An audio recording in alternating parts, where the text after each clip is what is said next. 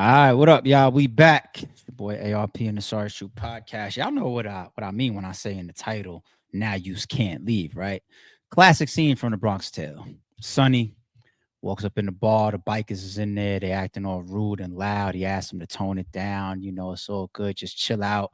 They disrespect him. And now he locks the door and says, now you just can't leave, man. You had the opportunity, but you just chose the wrong bar. You chose the wrong person to play with.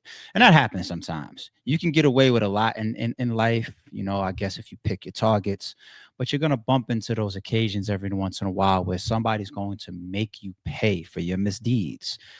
And at times it's deserving. And even though I didn't know nothing about Tony Buzbee until this whole Jay-Z case and accusation, which is now dismissed, and shout out to Jay and his whole family for that.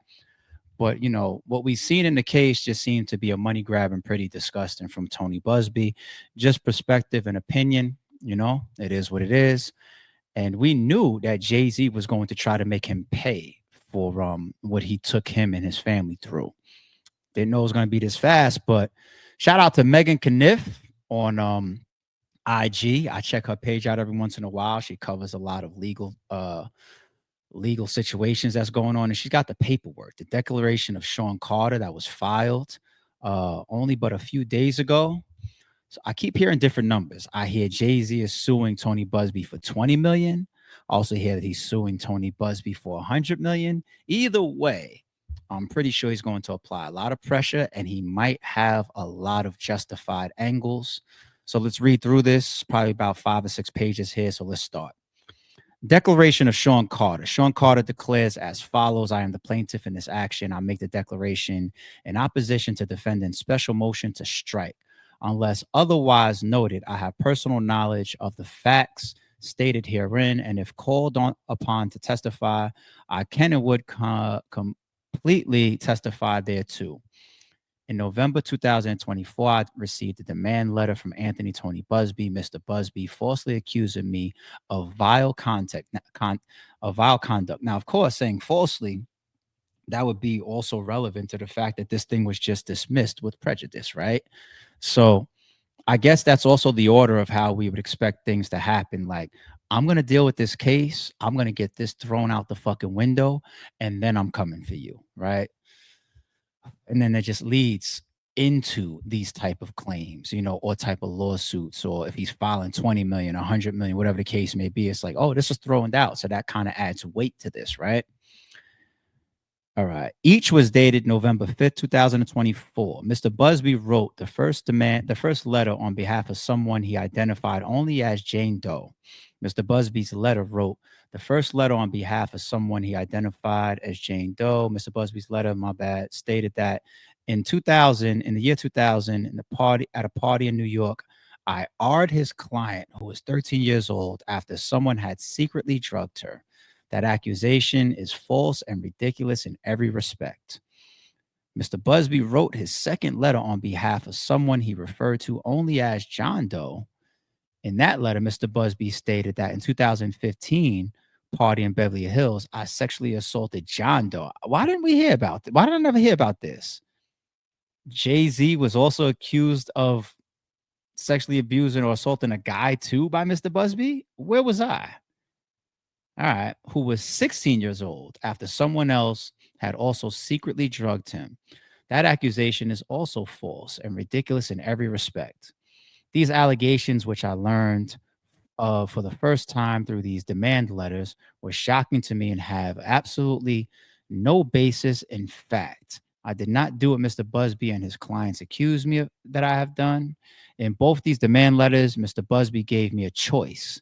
Either A, I could attend a mediation in which he demanded that I prepare to give each of his clients something of substance to address their situation, or if I did not agree to this by November 19th, B, he would take a different course in the form of causing a public spectacle over his accusations that I had supposedly awed his clients and that he would file a public lawsuit against me. I understood Mr. Busby's demand for something of substance to be the demand that I pay him and his client a large sum of money to buy their silence. There were blatant blackmail attempts And in weeks leading up to Mr. Busby sending me these 2 demand letters, he had been engaged in nonstop nationwide media blitz concerning Sean Combs, who had been arrested for having sexually assaulted men, women, and minors over many years, often at parties that had been hosted. That just reads so much like extortion. Be like, yo, demand letter says, I need you to meet with me and be prepared to offer me something of substance. Like, wow, man. And then you see in Jay-Z's initial response, that statement that he wrote, that was just like, we don't come from this. Like, we don't play these type of games. Like, why not go to the cops then? I would rather you bring criminal charges against me if this was anything remotely close to being true. Damn, this looks like this. How does Tony Buzbee not have this in during this civil suit as Jay-Z sues him? How does he have this not look like a clear-cut extortion attempt? And he mentioned Diddy right here in this to say, like, yo, you're levying that. You're using all these allegations against Diddy to tie me in as one of these celebrities that knows him or is friends with him. And you're putting these similar accusations on me, talking about bring you something of substance. And then remember, people, that's why I said not every cease and desist or demand is meant that if you react in a certain way that isn't compliant is an act of reckless nature. No, it's not. Was Jay-Z being reckless when he told Tony Buzbee to go fuck himself? No, he wasn't. Right? So it's not always reckless. And that goes back to the point of that lawyer that we had up on the screen saying that it was reckless for the NFL to allow Kendrick to still perform in the midst of his the Drake lawsuit, defamation lawsuit with UMG. I don't see that as being reckless. You know, the NFL could be looking at this. They could be in touch with Lucian Grange. They could be speaking with the Grammys, and they could have had their legal team, you know, come to them with a confident conclusion of like, no, if Kendrick comes up there and he says, hey, Drake, I hear you like him young. We're okay. This is a rap battle. And if Drake wants to sue us, we'll eat him for breakfast. You know what I'm saying? So it's not always reckless, because just because you send me a demand letter or a cease and desist, you could be abusing the legal system by trying to send somebody a demand letter or a cease and desist as a licensed attorney. You could be abusing the system. But anyway, Mr. Busby made it clear that he was going to take his clients to law enforcement officers and agencies to see the unnamed perpetrators landed in jail. He stated that he planned to not only pursue such persons through civil litigation, but also to encourage his clients to pursue these persons through criminal justice system, whether by going to the Federal Bureau of the FBI, the Federal Bureau of Investigations, the Department of Justice, or the other law enforcement authorities. I never heard of that. How come I never heard of any of these people going to the police or the FBI yet? Where did that ever happen? Interesting. He warned that the indictment against Mr. Combs will grow and that other people will be implemented. And he threatened that anyone involved in Mr. Combs' alleged misconduct should be persecuted and put underneath the jail. Well, we saw the Tony Buzbee press conference, right? And I said months ago when we first saw it, it definitely was meant to put that fear factor out there. It was meant to have a lot of these celebrities that attended these all white parties and these yacht parties and these supposed freak offs to start shaking in their boots. Damn, am I on any text messages? Am I on any phone calls? Am I on any videos that the FBI might have confiscated from Diddy's crib when they raided? Did I do anything that was reckless? Was that girl of age? Like, when Tony Buzbee comes out there and he throws out that net, he throws out that generalized threat. You know, maybe there are some people that did a couple of things like, shit, I was in there snorting coke. Or, damn, if he calls me, I'm just going to pay him. I don't got time to be in these newspapers. But it was a threat. And painting that picture is something that 100% I could see Jay-Z and his legal team are going to do. You know, they're going to use all of this publicity and TMZ stuff and whatnot that Tony Buzbee used. They're not going to use it against you now that his case is dismissed with no prejudice. Given he had made public statements right before he sent the demand letters, it was clear to me that the demand letters conveyed a threat to have his clients report me to the police if I didn't meet the demands for compensation. Oh, so that's why we didn't hear anything about the why hasn't anybody gone to the FBI then? So they were trying to use two threats. Well, you're using the threat of Diddy, and you're trying to scare people into, hey, you might be deemed wrapped up in some of this. Then you got the threat of like, hey, we're going to go public and we're going to drag you through the media, and you don't want this type of press. It could hurt your reputation. It could hurt your business. It could hurt your sponsors. It could hurt all of this. Hurt you. It could hurt your family. Right. And then three, we will also threaten that if you don't comply with these demand letters and meet us and give us some type of something worth of substance, that we also will go to the cops. It just seems so backwards, don't it? Wait. So somebody was hard and you coming to me for something of substance prior to going to the police? You look like a piece of shit human being then. Because if I'm going to say that I'm really, really, violated in that respect, somebody sexually assaulted me, right? Everybody's always going to say, well, did you go to the hospital? Did you go to the police? It's always going to feel backwards in progress or process if you say, no, the first thing I did was call the lawyer and ask them, how much money are we going to get out of this? Civil. It just doesn't seem correct, right? That ain't just me. Mr. Busby's threats and criminal referral became even clearer 1 week after he sent me the letters. We just read that. I know that lawyers and demand letter. I know that lawyers send demand letters, but these demand letters were different. They came on the heels of Mr. Busby's widely discriminated public accusations that he was going after people in the music business that he claimed had participated in Mr. Combs' crimes. That's another thing too, that continues to show you're just trying to wrap me up in this shit. Now, we did see Alex Spiro in his press conference say Jay-Z don't know Diddy like that. They just see each other at basketball games or maybe pass each other on the red carpet. That was funny. Like, chill out, Alex. Like, but this is continuing to paint the picture of like you use this whole Diddy spectacle in your 1-800 number to wrap me up in it. That's crazy. Number 11, let's jump into this. As a result, I took Busby's demand letters to communicate to me that if I did not agree within the next 2 weeks to ultimately pay his clients a substantial amounts of money, he would falsely brand me in the media as a child artist, file lawsuits against me claiming falsely that I had done these horrible things, and attempt to bring the criminal justice system down on me by having his clients make false accusations against me to the FBI and other law enforcement agencies, saying that he felt like he was being extorted. Like, he's painting his backdrop. He's painting his picture. Number 12, I feel, is the same thing. And you see the word blackmailing here, blackmailing me. That seems to be similar in relevancy. Okay, 13. I refuse to be intimidated or extorted. That's the word we're looking for, extorted. I refuse to be intimidated or extorted by Mr. Busby after receiving his demand letters. My lawyer contacted Mr. Busby's firm to find out information regarding his doe clients and the basis of their false allegations. So even before this went public, Jay-Z was like, well, tell me who did I do this to? He already was going like, who's this John Doe or Jane Doe shit? Wow. Mr. Busby's associate refused to provide any information about their false allegations unless I signed a non-disclosure agreement. Mr. Busby himself never returned the call. You're a lawyer, and here goes the defendant contacting you. Isn't it in your best interest to return that phone call?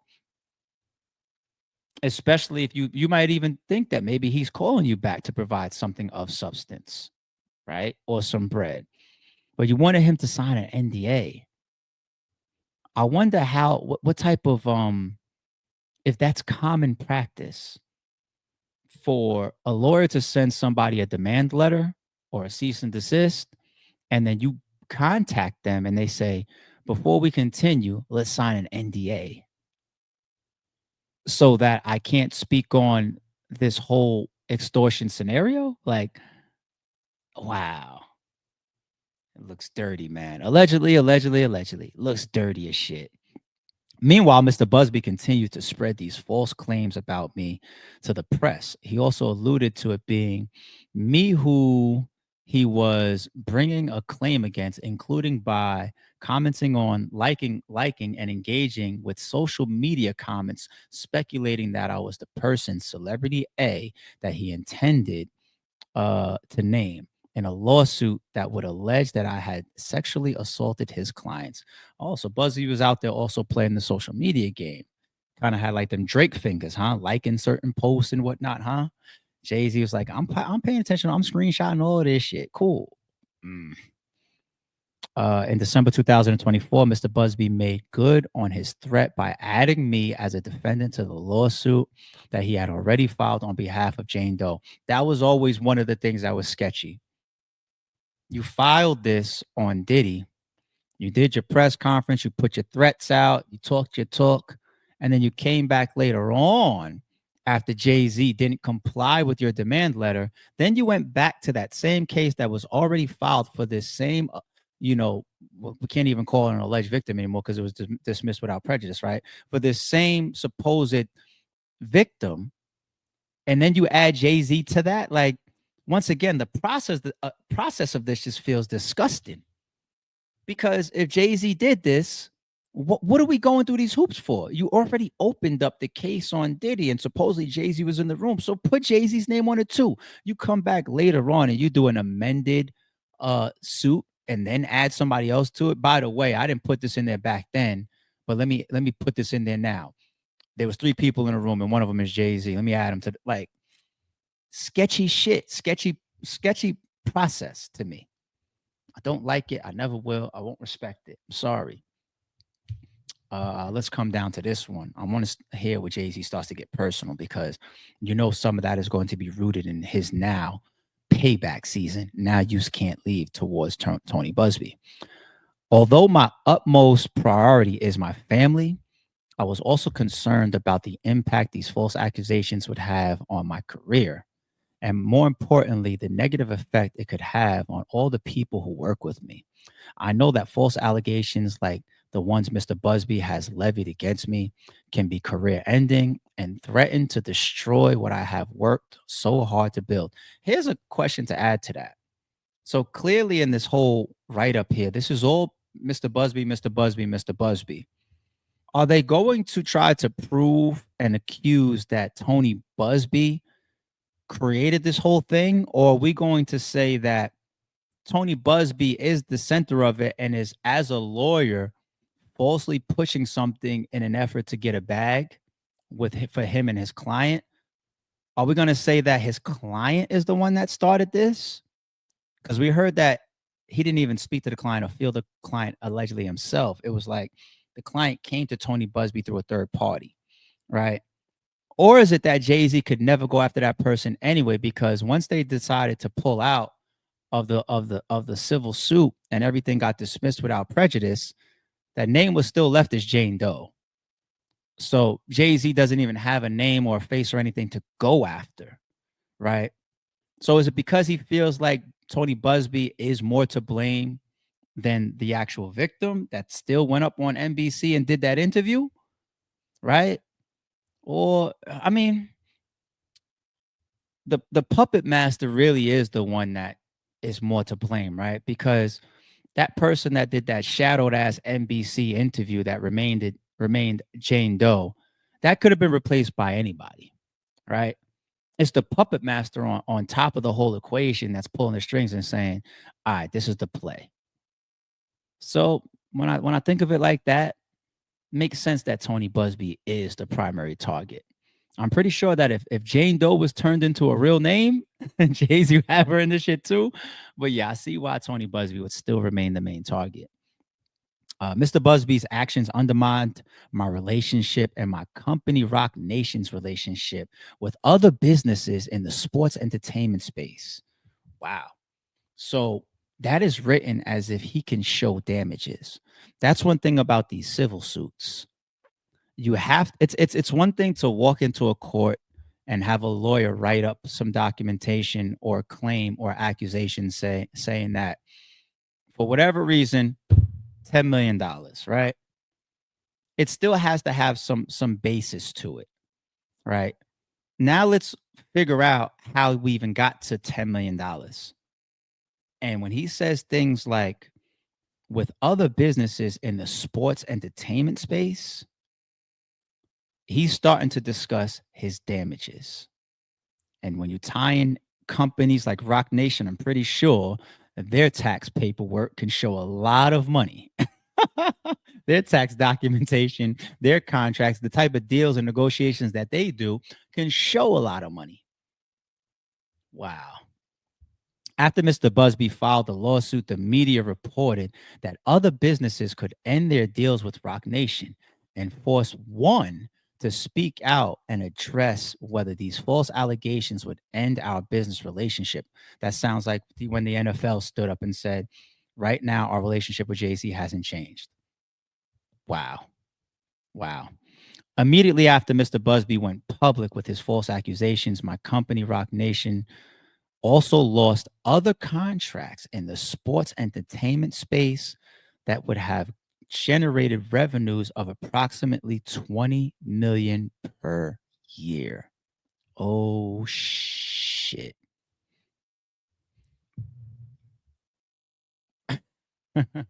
Talk about expressing damages. He's saying, now you got to stand on that. And you got to show some type of proof or some type of basis to that, some type of foundation to that. But not just 20 million, 20 million per year. Ooh. Okay, let's finish. I think we got one more page. Social media comments online responded to Mr. Busby's public statements about me and accusations against me have caused me harm. For example, people have said, I can't wait until you join Combs in prison, then later in hell. He needs to be in jail. Jay-Z needs to be locked up. Jay-Z about to go down. All of you at Rock Nation, Jay-Z, all of you are going down. Just wait and see. And lock Jay-Z up. Other comments have accused me of being a Satanist, a trafficker, a terrorist, a monster, called me the N-word, and threatened violence against me and my wife, including to kill or execute us. Wow. He's painting this picture. I was harshly criticized by others for accompanying. Why am I struggling on that? My daughter to the premiere of her movie, and a day after Mr. Busby filed the Jane Doe lawsuit against me. Media outlets reported that Disney was hesitant over my attendance at the premiere because of the accusations. I feel that Mr. Busby purposefully filed this lawsuit on the eve of my daughter's premiere to put me in the position of having to choose between supporting my daughter or hiding to avoid the negative press coverage. I declare under penalty of perjury under the laws of the state of California that the foregoing is true and correct. Executed on this 10th day of February 2025 at Los Angeles, California. Signed, Sean Carter. Oh, there you have it. So within that small write-up of 5-6 pages, we see a picture starting to be painted of damages, extortion, falsely rooted accusations, nasty and possibly even improper process. We see some things in this picture that begins to be painted on Jay-Z's side now. That's like, hey, Tony Buzbee, once again, now you just can't leave, and that's just going to happen with some people that you mess with. I wonder where everybody stands now. That was saying it was dismissed by Tony Buzbee because there was some type of agreement behind the scenes or payoff behind the scenes. Does this look like an agreement or payoff behind the scenes? Like 24 to 48 hours after it was dismissed, he's suing him, and he's saying things like, we lost Rock Nation. We lost a deal that was worth 20 million per year, not 20 million total, 20 million per year. It looks like Jay-Z's fitting to try to put this man fully out of business. And what you tried to do to me would actually warrant that. right? I know we've been talking recently in like the Big Meech and the 50 Cent shit. Like, remember, people, stopping a man from eating is akin to killing him, right? They're not in a lane of competition, Mr. Busby and Jay-Z. They weren't friends prior. They didn't have a fallout. They didn't have some business deal that went left. Jay-Z was over here minding his business, and this guy allegedly found an opportunity to make some money. So when you turn around and it's just like, now it's my turn and I'm going to try to apply a world of pressure on you and put damages and claims on you of hundreds of millions of dollars, and that happens to put you out of your business and possibly put you out of all types of, like, ruins your reputation. Now you got to look at it like that's what you were just about to do to me. And like I said before, I ain't got no sympathy or no type of uh handshakes or let's be cool now for somebody that tries to kill you and fails. It's one thing to say we have our differences, we clash and we clash and we clash and we fight and we fight and we fight and we got all these disagreements, and then we get to a point where we're willing to say, let's have a mutual drop. Let's let this go away. We could go our separate ways, or maybe kumbaya, shake hands, whatever. It's another thing where it's not that we're clashing and clashing and clashing. I'm over here. You kicked out my door and you sprayed the whole crib. You tried to kill me and my family. You just happened to miss, or you just happened to graze me. But you wanted my life, but you failed. So now when I got you under the gun, it's time for us to shake hands. You wanted me dead though. So that's the concept of, you don't shake hands with somebody that tried to kill you and failed. You know what I'm saying? I'm not, obviously, I don't mean that in a literal fashion. With Tony Buzbee and his client, allegedly, what looks like what they were attempting to do was to have their own personal gains, which was something of substance, right? Allegedly. But meanwhile, what it would have did to Jay-Z was kill him, to the point where he wasn't even sure if he could show up for his daughter's function, movie release, saying that he's losing these big deals and whatnot. NFL had to stand out and say, no, our relationship is still continuing. We're just going to keep an eye on this. That's bad, man. But, it's karma too. So, we'll see what happens to Mr. Busby. Don't confuse silence with work ethic. I'm a boss, making decisions my first fetish. The verse cherished is perfect, that's a reverse blemish. I dropped it, connected the block, learn Tetris. This is the Sorry It's True podcast. Welcome to the house of. And shout out to the members.